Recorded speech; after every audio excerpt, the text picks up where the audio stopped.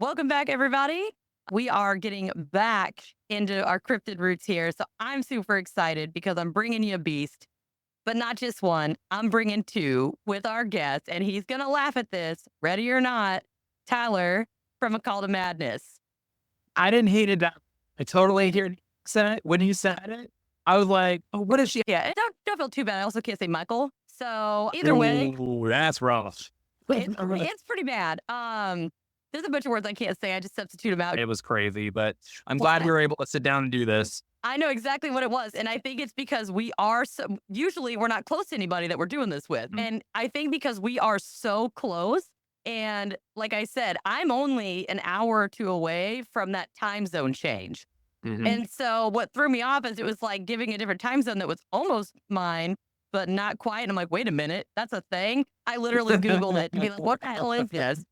But yeah, so we just found out that technically we could probably make a day trip out of it. Not a super 100%. long day trip, but we could definitely do it a day. Which I want to say you're probably right where you're at right now. You're probably about 6.5 hours away from me where I'm sitting right now. Yep. That's We could so do it. weird. We could do a whole ass episode together. It'd be great. Yeah, be like, huh? Hey, speaking of, I'm trying to look for some more closer events to go to. And I have a whole bunch on my list, of course. Donate to the Patreon or donate through my website because I'd love to do more investigations. Oh yeah, dude. Shameless We're always plug. trying to do we're always trying to do an investigation, and it's just crazy expensive to get that stuff Yeah. going. So if you're listening to this right now, Okay. I was like, ooh, donuts. mm, I forgot to take my ADHD medicine this afternoon. So hey man, we're all out here raw dogging it. I might be answering my call to madness tonight. I want to give you an opportunity to let everybody know what it is that you do, why you do it, anything that you want. I like to have that little bit of freestyle advertising for you. Ooh, okay, thank you. I appreciate the hell out of it. I'm from a podcast called The Madness. We were originally Men of Misfortune. We have three hosts: myself, a guy named Jake, and a Canadian called Thomas. It's a comedy show. We honestly don't have a straight and narrow topic that we stick to. It's not just true crime. It's not just stories or whatever. We just come to the table with whatever we're feeling that day. The last episode that we did that we just uploaded to YouTube was me dressing up like Trump. There was a scheduling issue with our Joe Biden. So there was going to be a whole debate. And I'm sorry. Was it like an actual one or was it like a plan? Like maybe he forgot about the appointment? no, he Oh, okay. Maybe he fell going up the stairs, had to be hospitalized. he was riding his bike, and then I got a text message like I'm falling, and then I didn't hear anything more from him.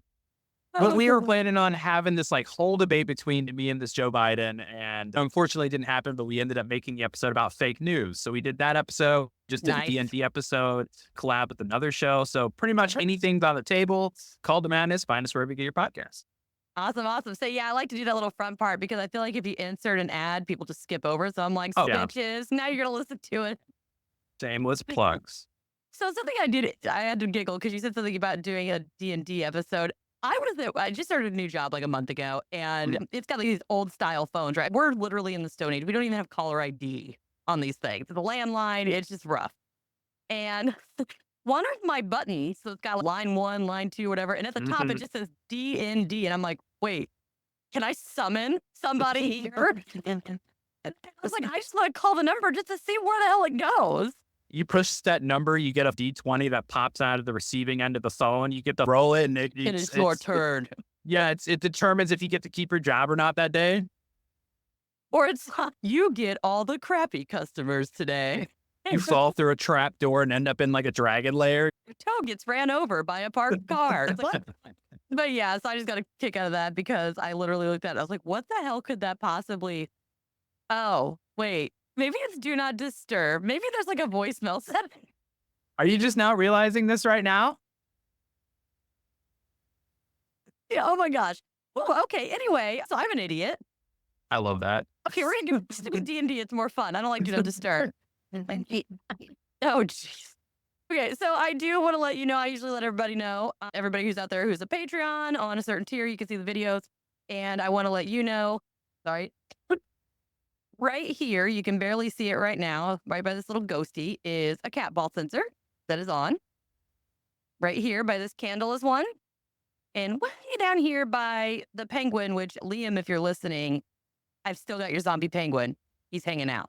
What are you waiting on, dude? I've been waiting, literally, I've had him here for 2 months waiting to ship him out. And I'm just waiting on the, get your little salad fingers on that little dial and figure out when I need to send him over.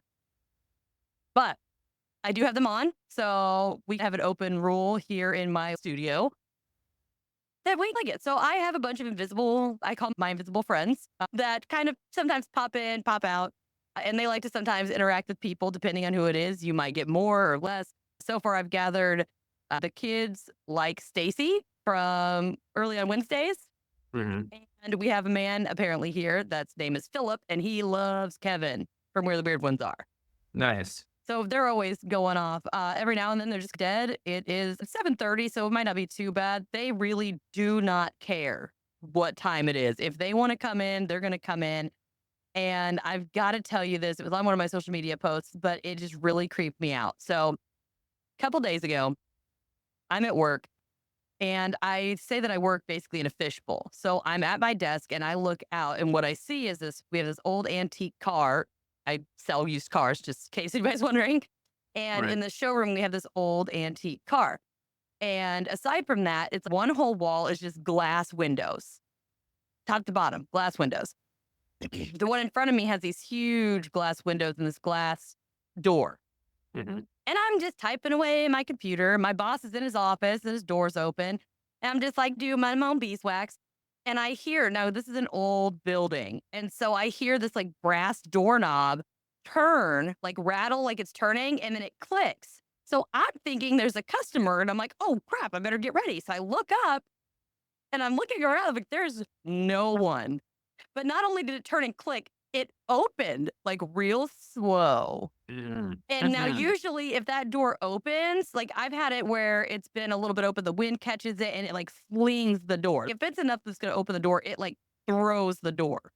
But this one didn't. It literally was like click and then just real slow. And we have a sensor that goes off when the door opens so far to let us know in case we're in the back that somebody's there, like a gas station or something.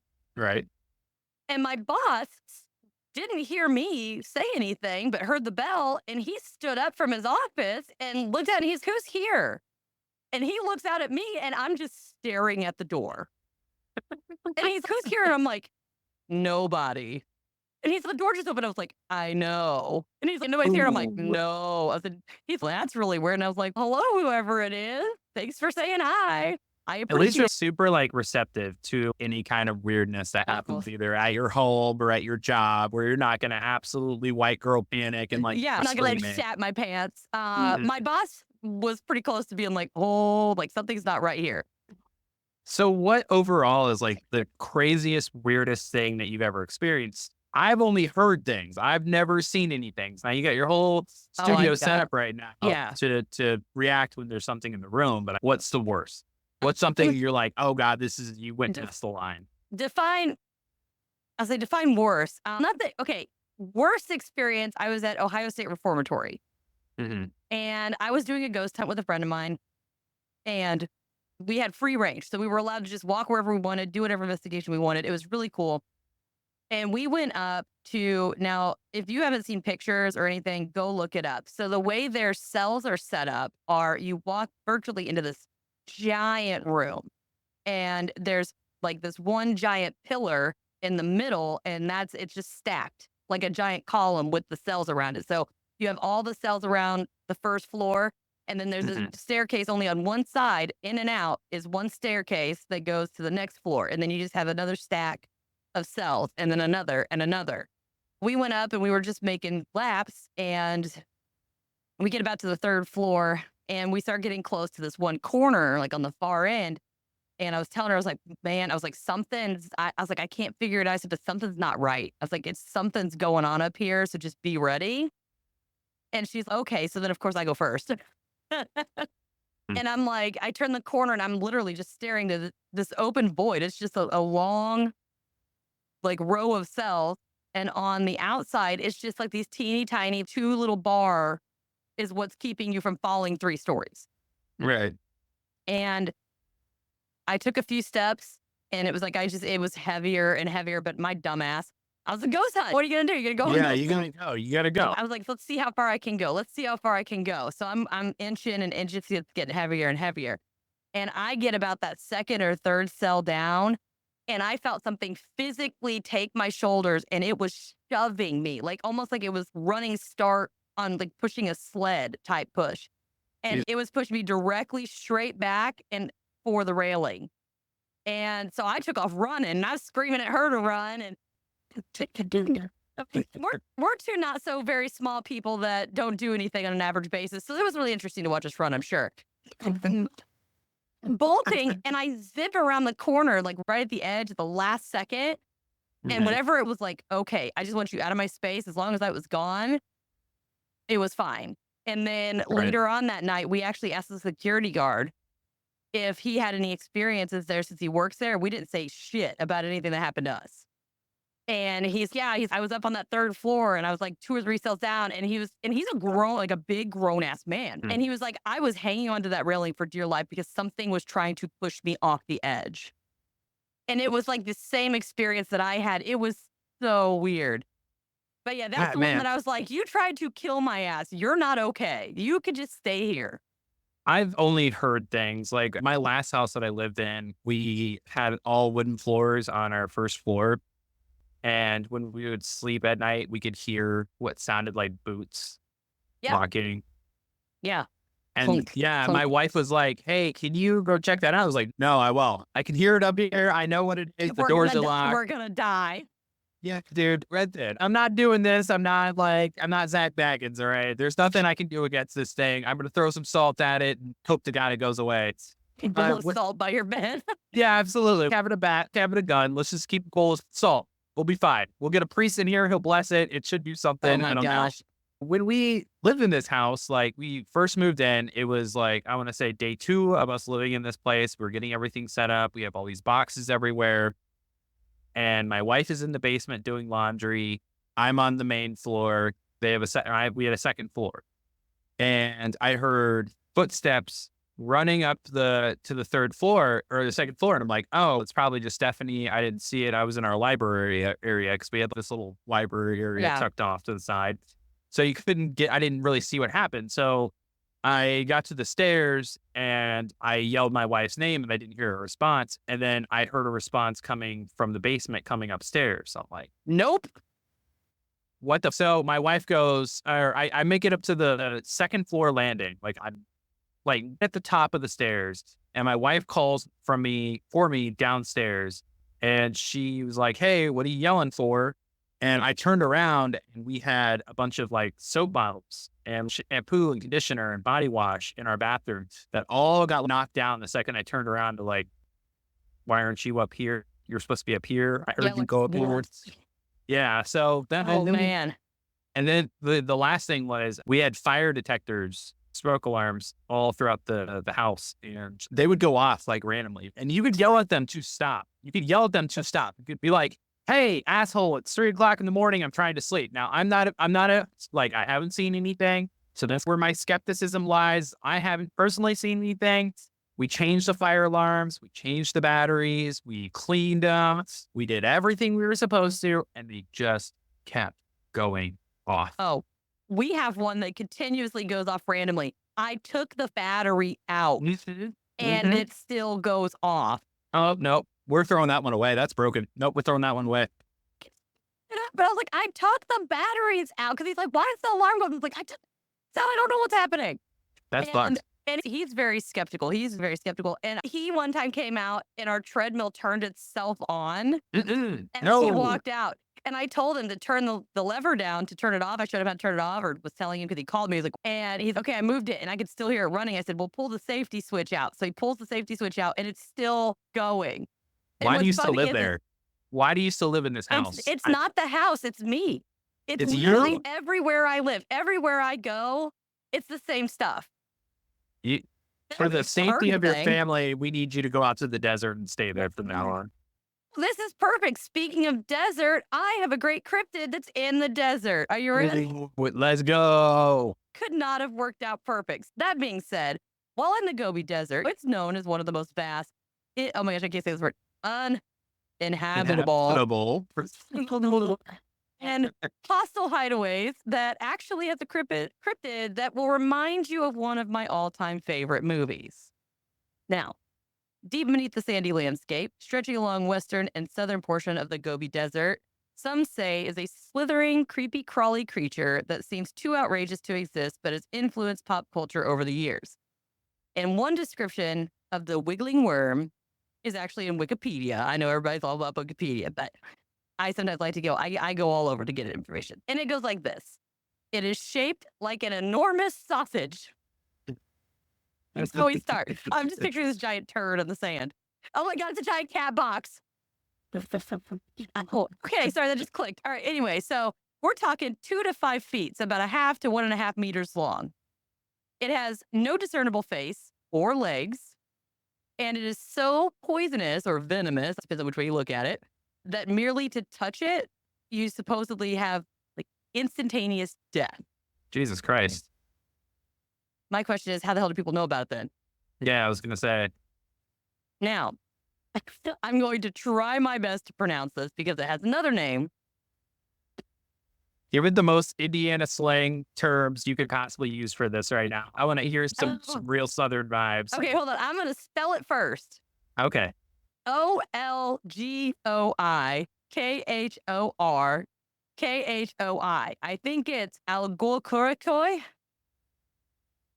I'm gonna say you nailed it. You're honestly 10 out of 10. Yeah, thanks. I probably need to work on my Mongolian, but we'll go with it. But they say that it means intestine worm because they say that this thing, some reports say that it's the color of like blood. Mm-hmm. And I'm just like, ugh.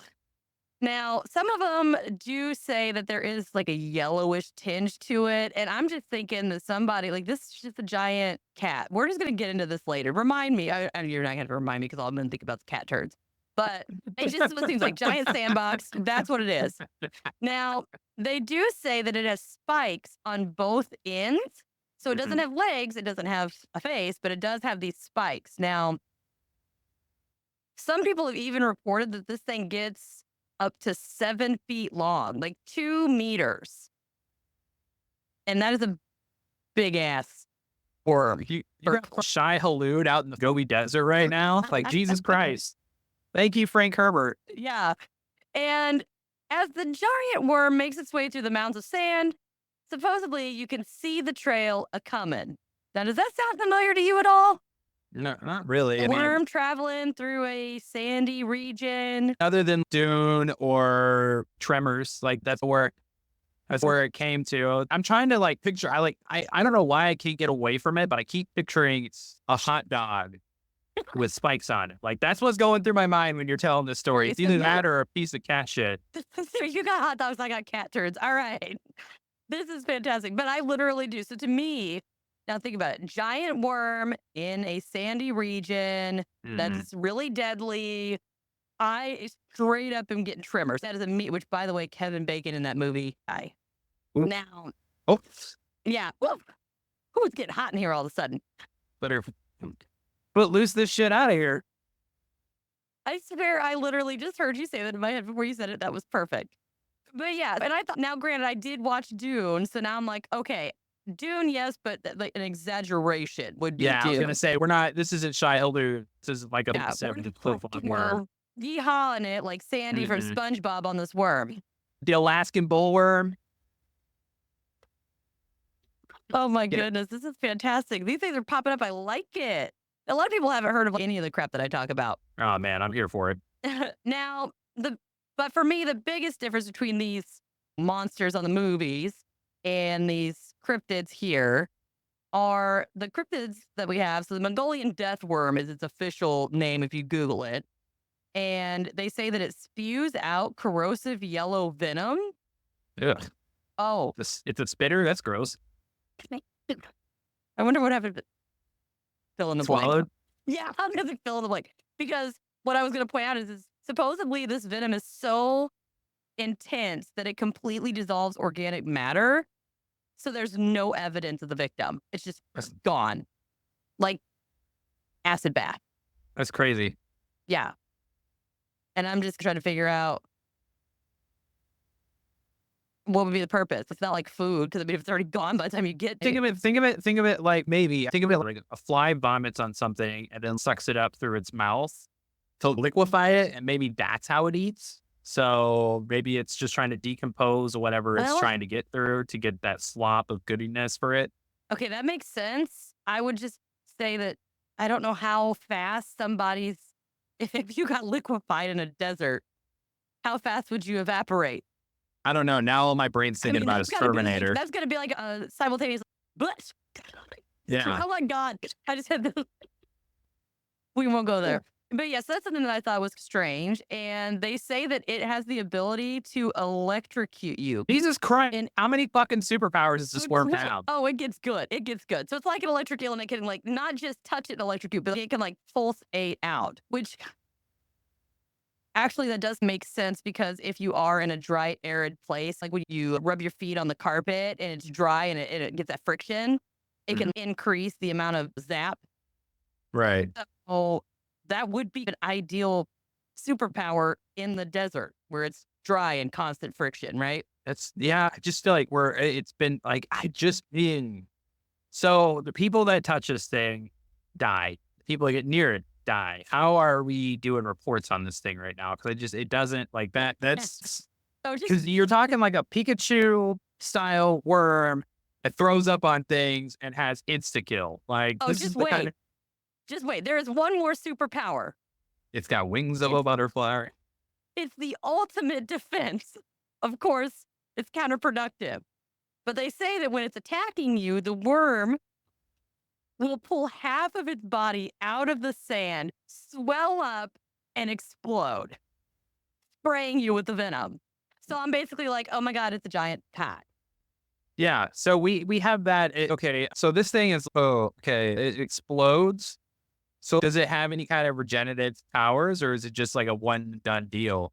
That's what I'm trying to figure out. And what if it's something where, say you go out with some kind of those things that they take. Oh my gosh, I can't think of what it's called, but it's on Kong, where they have like the seismic, so they drop the bomb, but it doesn't like explode. It's more of a seismic thing, like emission, Like a like tremor is it thing? EMP.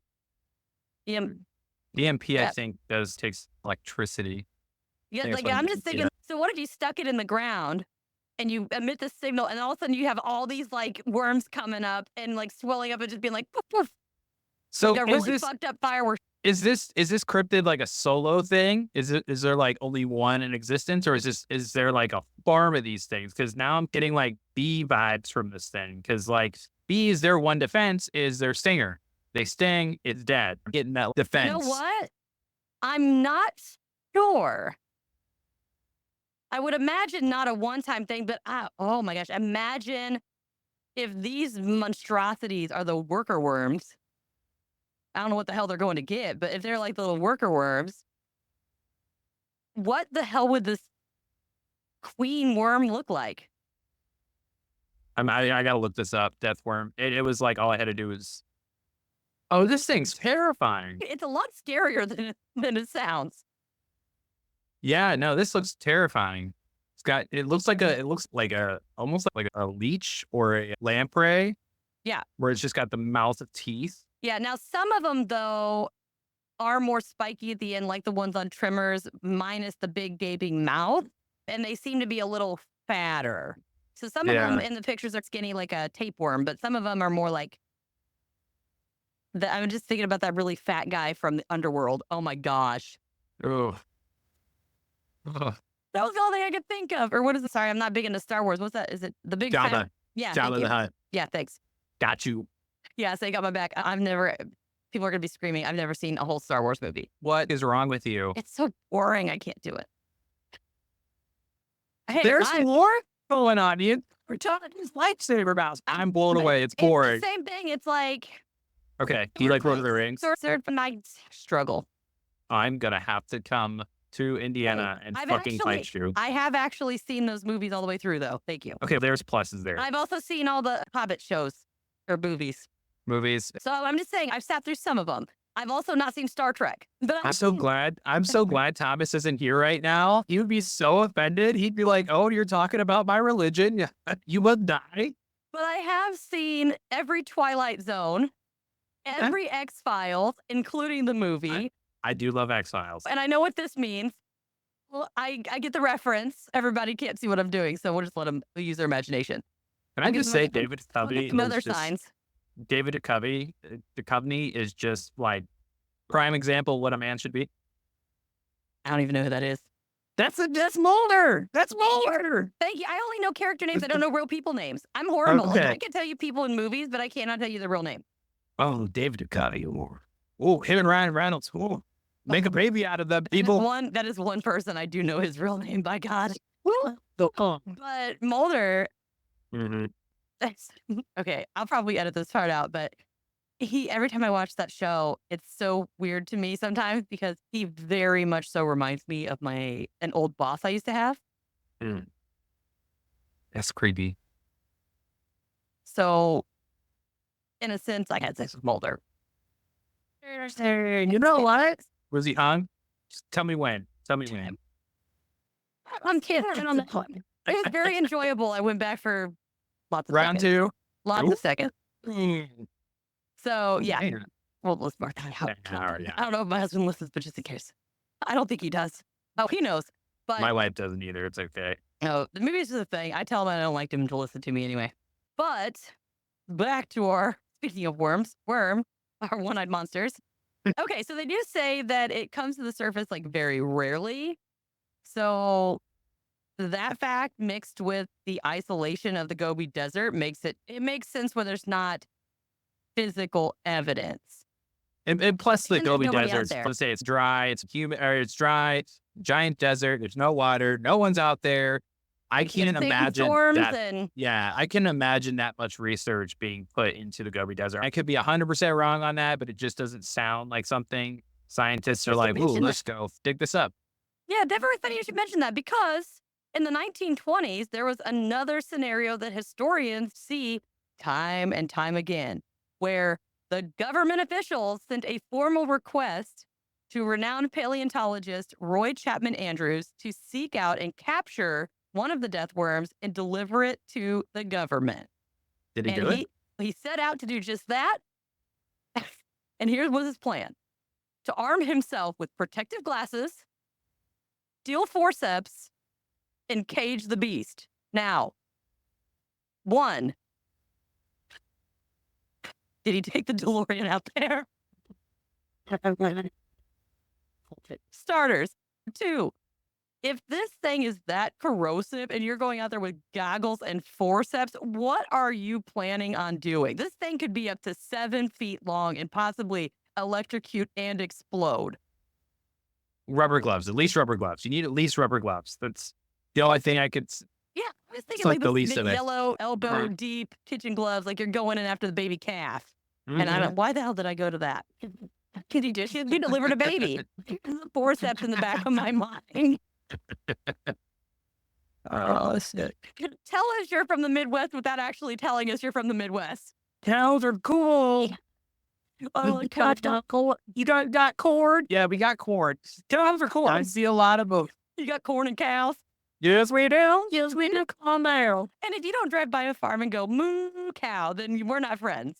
Moo puppies. Moo puppies. Oh, Moo puppies. They're so beautiful. Cows are cute. They smell like hell, but they're adorable. Yeah, dude. Come to Iowa. There's pig farms everywhere. Now, however, he didn't actually succeed. He didn't get any evidence. He didn't obviously get any worms. But a search was executed by a cryptozoological team spearheaded by none other than British cryptozoologist Richard Freeman of the Center for Fortean Zoology in 2005. So not too long ago, right? Right. Of course, nothing came from it. Mm. I really talked that up there for a second, didn't I? I was like, man, maybe they have something. Maybe all these pictures on Google were just. Now, however, though, this particular guy concluded that the Mongolian death worm sightings were simply a viewing, possibly, of a species of worm lizard. You mean snakes? We'll get to that. We'll get to that just real soon. I just wanted to let that sit there for a second and simmer.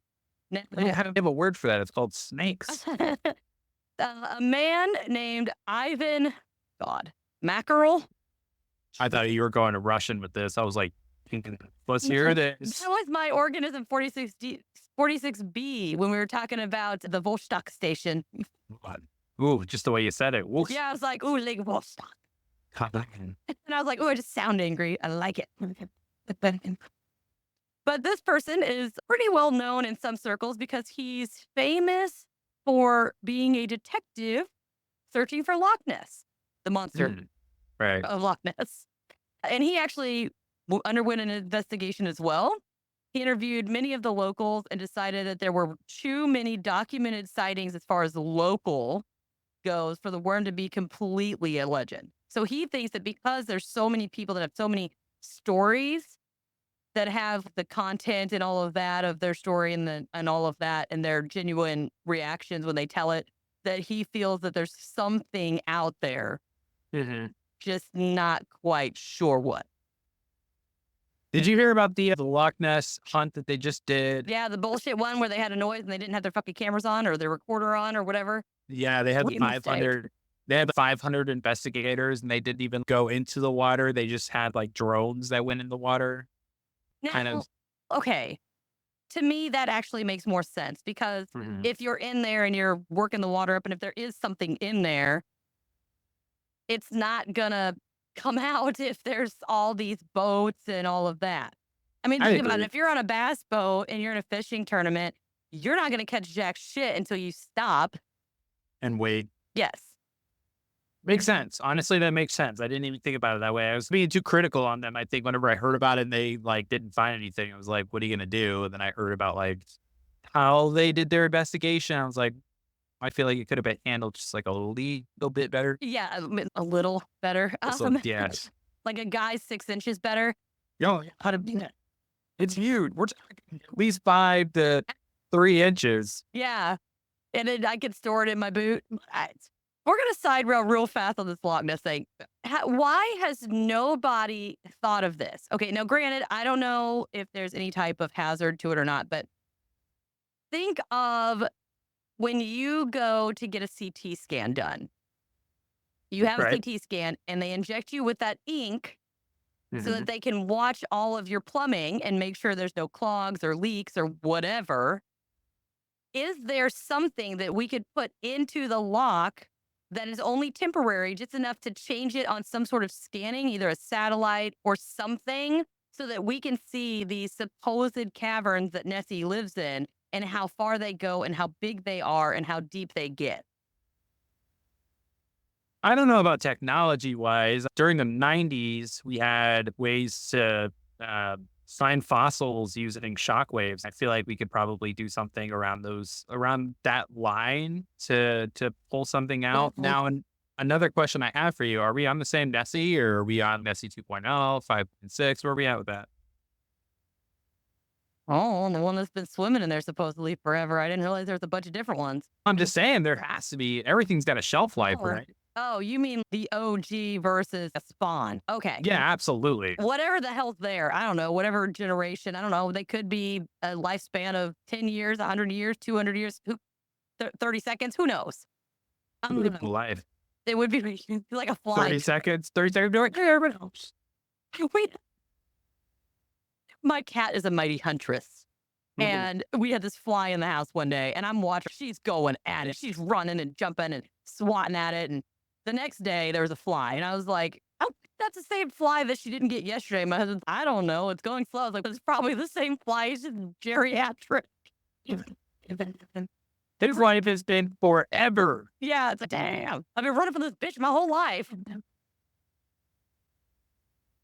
As far as like the seismic thing, like you said with the fossils and everything, I don't think that would probably be a good idea, only because of the effects that it would have on the already existing that we know about uh fish and, oh my God, wildlife. Jesus. Because maybe if you were to do that, you would shock them. And sometimes even if you do the wrong thing, like I've known people that have put like Well, it's not. their stereo was too close to their fish tank and it killed their fish because the vibration literally just exploded. They give them little heart attacks. In the 90s, the way it's not really a shock wave. It's not like electricity going through it. It's a shotgun shell that goes into the ground and it creates a shock wave into the ground. So there's no electricity going through it. It's just more vibrations and what bounces back. Well, So there it's more of could, an X-ray system type thing. So I like on your level I with just feel like the it can jack some device. stuff up though. Oh yeah, But if you absolutely. put something into the water that could spread and could be readable by something, it's not going to affect anything in there. As long as it is a safe substance, it can filter through and flow through what's already there without restructuring or damaging anything. That'd be really hard to find with all that like ecosystem going on and all the fish and life under there, not knowing like what would damage one system compared to the And other. what if it's something where it's just a bioluminescent type substance that doesn't hurt anything? It's Like organic. like a type of glow stick Yeah. type thing. Yeah, that'd be cool. See, I have good ideas. We need to take this to Loch Ness. We need to I rave Apparently, on a people do know boat. what they're doing, so we can handle this. Somebody, okay, donate. We will go to Loch Ness and do a live show. Patreon. Patreon. Patreon. Oh, actually, speaking of my Patreon, there is a 7-day free trial if you want to just check it out and try it out. Just so you know. Ladies and gentlemen, you're doing yourself a disservice by not signing up right now. Oh yeah, but you don't get the shout out until you've been there longer than the 7 days. Longer than the week. Yep. Now a lot of people though do look at this worm and they say, okay, the atmosphere is way too dry for it to be an actual worm, which makes sense. So they think it must be some other type of creature like a worm lizard, which they say are often mistaken for snakes due to their elongated bodies, but they're not venomous. So that would not really work out. Right. Again, snakes, big culprit, everybody goes. They're get a big scapegoat. And a lot of them in the area are venomous, like actual snakes that people find. They are pretty venomous in that area. So that's, but 7 feet long and girthy. Yeah, you're not going to find something like that. Most venomous snakes out in the like desert areas they're not as that long. Like they're big, but sometimes wide, but I don't know. I don't know how to describe it. Like a broomstick. Yeah. You're not gonna find something that's gonna be like stupid huge and something that you're like you can't explain it. Like when you see a snake, you're gonna be like, that's a fucking snake. A fucking snake, yeah. Now I have another go-to swamp gas theory here. And that it is just a jumbo species of a burrowing skink, aka the legless lizard. So, like we were talking earlier, I told you I was gonna bring it up. Legless lizards, are reptiles that resemble snakes due to their lack of limbs, but they are not actually snakes. They are distinct from both snakes and worms due to their movable eyelids, cylindrical body shape, and they give birth to live young. Unlike snakes, legless lizards have visible external ear openings, and unlike worm lizards, it possesses a forked tongue and a belly of scales. So I want to see one of these things. Are they venomous? Are they deadly to play with? that one. Yeah, so that one I didn't find anything about whether it was or not. Let's see here. Or venomous. No, they are not. I'm gonna go get one. Yeah, I really tried to talk my husband into a pet bat or a ferret or a snake. Bats are sketchy. It's I don't know. Bats with the rabies. It's always super sketchy. You got to treat that. You don't just, they're not all just born with rabies. No, but I don't know. That always worries me. So What were the other options? Ferret, but I hear they stink. They stink. Chinchilla, would be fun. they're cute as Chinchilla shit. would be a fun pet. Any type of exotic cat would be great. A fox, a raccoon. A raccoon? We talking raccoons? I'm down with that, dude. Trash Let's pandas. go. I love Trash pandas. My Love- dream pet is a red panda. I need a red panda. Oh my gosh, they're so cute. Or what was the other one I wanted? Oh, I want a viper. Not Like just any snake. I want a viper. Like an eyelash viper or something? Oh, those are my favorite. That's so weird. Out of all of them that you could have picked, that was literally my favorite. It's been my favorite since I was in school, like elementary school. They come out with such cool colors. They're like Insularis. I think an Insularis is also a viper. Those are also extremely They're colorful. beautiful. Yeah, blues and greens and stuff like that. Eyelash vipers are yellow as fuck. I like them. People used to tell me all the time that it made sense because they're like, I'm like, me too. Some people think I'm beautiful and also deadly. Now, one last theory here is that some people think that maybe it's some kind of ancient relic, either like from prehistoric times like Loch Ness or a megalodon. was in the sand. So I think I would take that over any of the other I don't want to call it hypothesis, but like more of a I theory. can't think of. Yeah, thank you. I was struggling so hard. Oh, Thank it's you so okay. much for saving me for that. I am really good at doing that. It's actually been freaking people out lately. So I think that's probably my favorite theory out of the bunch. Like it was a prehistoric animal that just so happened to slide through the cracks. No pun intended.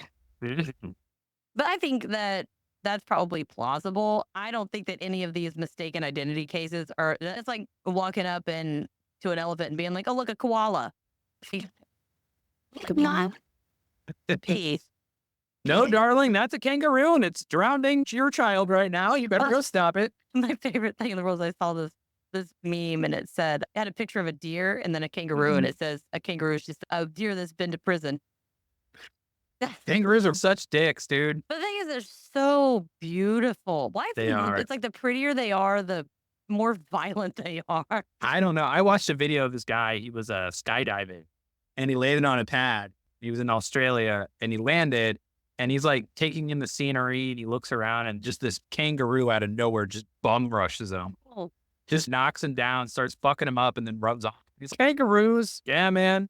That's got to be a problem. Yeah, that is a problem. So I've got to ask now, what do you think? Do you think the Mongolian death worm is real or fake? So I like the idea of Bigfoot. I like the idea of Mothman. I like the idea of Goatman.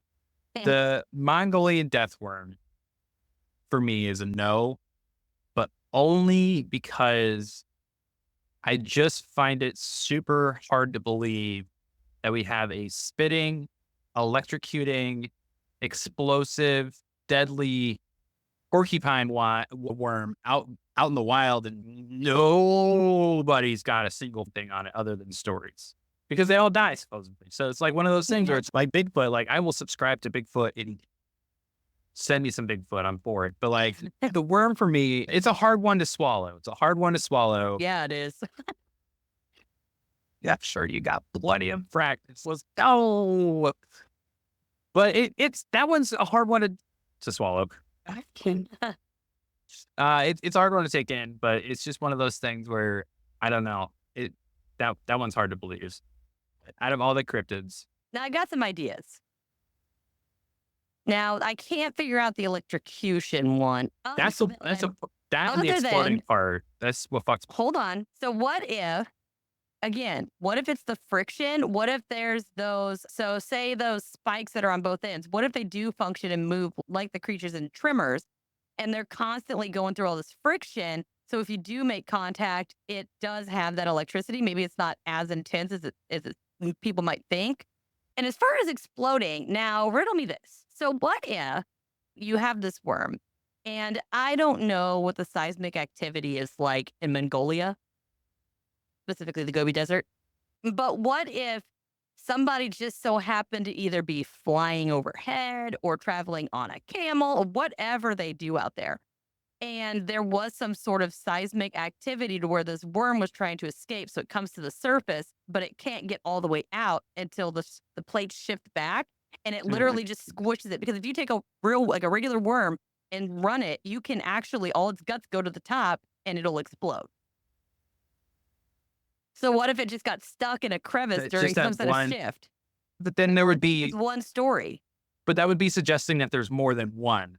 And if there's more than one, it would be less hard to find, resulting in more sightings of this thing, more evidence of it exists. Like instead of Bigfoot, there could be one, there could be two, there could be a couple, but we've got sightings, we've gotten evidence, we've had people, whatever, But how many people live in the Gobi Desert where these things are?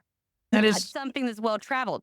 Now, I'm also saying, even though the vast space that Bigfoot and everything is, there's still people that get those accounts. But what if it is more than one? And what if it's just circumstance that, like I said, maybe it shifts and it just literally just all the guts went to the top and it just pops, right?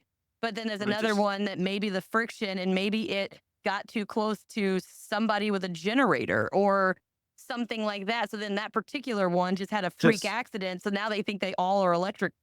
They all can electrocute you, even though it was just one ran into a generator. so freak circumstances causing the worm to quote unquote have these powers, but Yeah. not actually having them. It's just Yeah. like one of those things where it just happened and then somebody caught it. Is what this thing does. Maybe. I don't know. That's plausible. That's plausible. But you're right about the Gobi Desert, about it not being so travel and not being so like research. Maybe we need to start sending people out there to go and find out if there is more than just reptiles out there, more than just vultures flying in the sky. And you don't know what's under there because No, there's a lot of fucking no sand. one goes under there. To me, a desert is the equivalency of being in the ocean. It's just sand instead of water. We don't That's a know. pretty good point. That is a pretty good It point. could be anything. And think about it. There's creatures that are out in the desert and their whole hunting strategy is to shimmy underneath the sand just enough so that people think and it'll throw sand over itself. So Mhm. it's not seen until something comes up and gets it. Yeah. So Now, even in that case, you would have to have multiple people traveling in an area so that if one did get snatched, there would be somebody. witnesses. Mm. So would you sleep? Would you sleep better knowing that this thing was around? It doesn't matter to me. I'm not going to the desert. Or I'm just saying, out there's a possibility. Your chances of getting mauled by a koala are never one or never zero. But That is true. It really doesn't matter. I think it'd be cool if it was out there. yeah, it definitely would be cool. It like seeing the fish. I'm a big ocean person, and just seeing the fish that we find all the fucking time that we're constantly new identifying and stuff like that's something that always blows my mind. And the way this stuff looks, it's you couldn't paint a better picture. Well, So having this, huh? even in a finite atmosphere. So to me, the ocean is a totally different ballgame. We are literally a total different breed of cat. But if it's now, think about it. I'm trying to remember what it was. There was an animal that we believed, I think, for over 1,000 years that this thing was extinct, and people have been growing and expanding and all of that. And then they stumbled across one in the wild, like more than one. There's a Mhm. small, there'd be like a small pocket population of whatever this thing is that for hundreds of years we just thought it was gone. Mhm. And that's in one localized area. Imagine a whole desert where you can just, how far can you dig? Yeah. Get one of those drill to the center of the earth cars and you have to just start driving through and find it. Yeah, What is find that where it's got you got like a little bulldozer and there's like a big drill at the front? What is that from? Armageddon. When I was saying it's more like a cartoon. More of a cartoon. It's like a South red, it's Park. like a red. No, South Park did it. there's a red, maybe it was a video game or something from like when I was a kid, but there's like you're like on a red, it almost looks like a Zamboni or whatever those things are called. And it's got the big drill in the Mhm. front. I don't remember, but anyway, sorry. Show me, it's just like in the 90s somewhere. Hey man, 90s kids. We All right, lived through so- it. yeah. If you were somehow, for some reason, out in the middle of the Gobi Desert and you encountered one of these things, what would you do? So it electrocutes, it explodes, it's deadly. If I'm out in the Gobi Desert, is there a way home? Is there a Good way home? question. If there's no way We're- home, I'm hugging this thing. You're on a little crop duster and your crop duster goes down mummy style. Ooh. Okay, so giant face made out of sand takes me down. Yep. I hear some Egyptian slurs in the background. I'd hug it. If I went down, I'd hug it. If I was stuck there, I would definitely just be like, yo, this is the end. I don't want to deal with walking in this motherfucker for 3 days before I finally collapse from exhaustion and dehydration. I Or guess it's a good point. Or if I did have a way out, let's say the plane just like lightly crashed. I don't know how you lightly crash a plane, but let's say it got a boo and we're going to be able to fix it. And that thing came up. I would,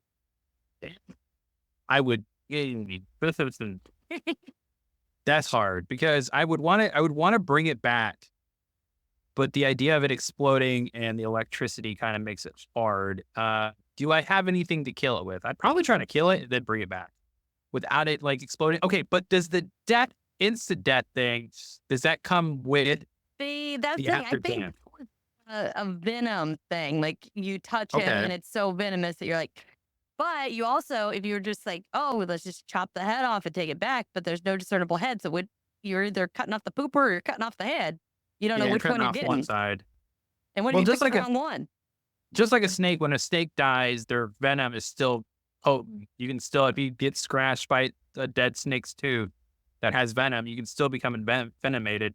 I would try to kill it. I'd try to bring it back. I'd try to bring back as many pieces as humanly possible. I'd probably find something to like scoop it up with, like a piece of paper, or try to get it, push it around and try to get it in. Spidey. Yeah, trying to scoop it into something and bring it back, hopefully. What are you doing? What are you doing? I want to know that I'm not weird. And I was just like, oh, I'm going to hug this thing.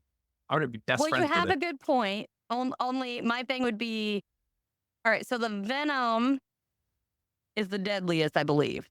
Yeah. We're talking like Black Island inland type of shit. How close do I have to be? Is it a spitting distance? Is it, how close do I have to be? That's right. It spits too. Because what if it just spits and it just eats your arm and it doesn't actually kill you? What if it's two different venoms? What if it's whatever the saliva has an extra enzyme for food deterioration or whatever, but the other ones are more paralytic? Yeah. What if it really is a galactic oversized cat's intestinal worm? Are you bringing it home and putting it in a museum? In the desert. Yeah, shit in the desert.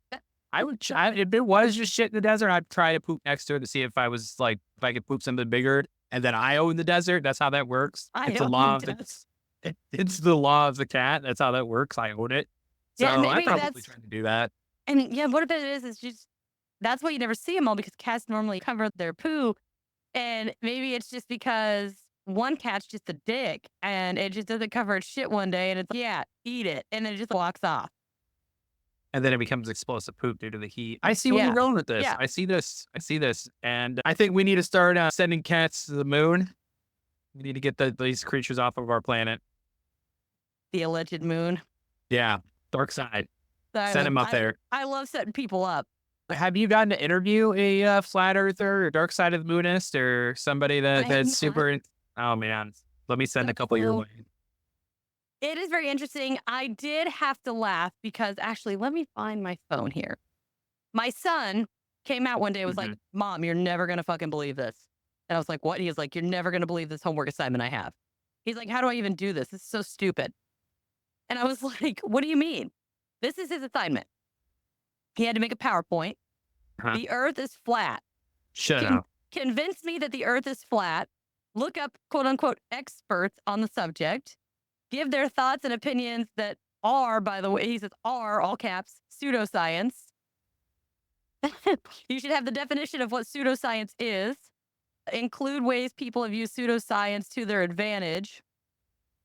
Yeah. You need to pull your kid from that school, I think. That's scary. That's super scary. Hey, fight me on this, student. I'm going to tell you that the earth is flat. Prove me wrong. No, so he has to get experts to prove to his teacher that the earth is flat. It's the other way around. They've been doing that forever. He's like, Mom, he's like, I need experts. What about any of your podcast people? They probably know about this, right? I was like, oh, my man. I reached out to my group and I was like, my husband thinks you guys are all subject matter experts on flat earth. We are. The second you buy a microphone, you get a license that says you're certified to tell people that the earth is flat. PhD in flat earth theory. Jesus Christ. Hey. Did you ever hear about the guy who shot up and saw the curvature of the earth? He was a flat earther and then he crashed and died. He made a rocket that went up. And he was able to see the curvature of the earth, and then he didn't have a contingency plan out of it and crashed and died. But there's a video. Crashed? Crashed. His shit went up. Multiple questions. One, how high up would you have to be to see that? Two, did he have enough oxygen up there to do? Three, I have no idea. He can say, oh shit, my whole world is rock. It's round, and then he just plummeted to his death out of suicide. Dude, I see this fucking parachute button that I could easily, any second press, but I've gone too far. We're done with this. We're done. Maybe somebody was a saboteur. Oh, I think it probably was that. They were probably thinking hey, we can't let this asshole get the truth out that the Earth isn't flat Oh, or I know that what that it is is. flat. All of his calculations on how to get back safely all depended on the Earth being flat. But since there was a curvature, his Ooh. math was wrong and he died. He got instructions from Boeing. They were like, "Hey, this is how you go into space. You'll be up there for a while." Oh, again, thank you, everybody who's listening. Check the description. Links are going to be down there. Links for him. Follow, subscribe, do all of that lovely stuff. We're definitely going to be scheduling probably another one of these spirit box sessions, and we're going to have on some extra people from his show and just hang out with my spooks here. And you guys will probably be able to find that on Patreon. I'm going to make that Patreon exclusive. So again, head on over there, check it out, check him out. Thank you again, Tyler. Do you got anything to add? No, dude, other than that, this was a great time and I cannot wait to do another one with you. This was fantastic. Thank you so much for inviting me on. The next time I see your ghost, I hope they don't call me a demon, dumb, and to shut up 100% of the Your time. portals, your asshole's a portal. My asshole is apparently a portal. And if you guys didn't know, ghosts are coming out of it. Yeah, so again, everybody, thanks for tuning in. And until next time, everybody, I'll see ya. See you guys. Thank you for listening to this episode of Cryptids, Creeps, and Conspiracy.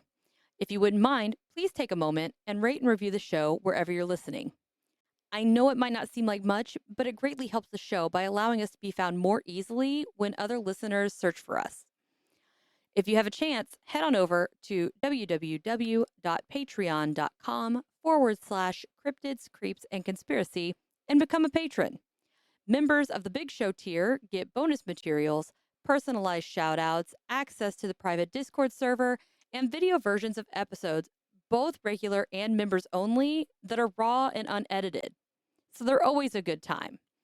As an added thank you to the Big Show patrons, we also are going to be giving out custom stickers and mini prints after 3 months of membership. I'm currently offering a 7-day free trial, so head on over and see how awesome being a member can be. Before you go, click the link in the description and grab yourself or someone you know some of the self-designed merch, or make a donation to help keep the show going and fund future events and investigations.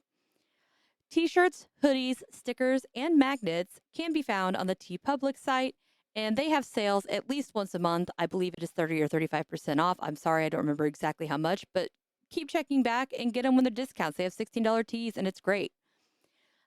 For handmade crochet items such as Nessie, Mothman, aliens, Fresno nightcrawlers, and the little ghosts or a big ghost, as well as pants, swimwear, the best tumblers I have found yet as far as merch is concerned, dresses, office supplies, and more, visit the Square merch store. You can also follow the podcast on Facebook, Instagram, X, YouTube, Threads, and TikTok. If you have any questions, topic recommendations, or personal encounters, please don't hesitate to send them in to cryptidscreepsandconspiracy@gmail.com or submit them through the contact form at www.cryptidscreepsandconspiracy.com. I would love to hear from you and share your experience on a special listener episode. Just make sure to specify that I have permission to add your encounter to the show, and let me know whether you would like to have your real name or an alias to maintain confidentiality. Thank you again so much for all your support, and I'll see you next time, my friend.